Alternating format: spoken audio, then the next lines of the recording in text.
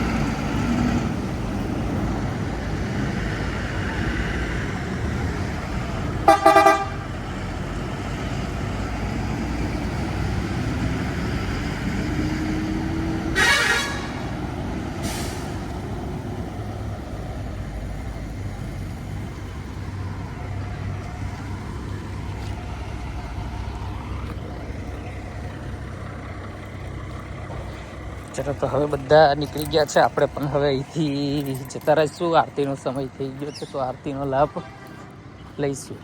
જય સ્વામિનારાયણ. અમારી ચેનલને લાઈક કરો, શેર કરો, સબસ્ક્રાઈબ કરતા રહેજો.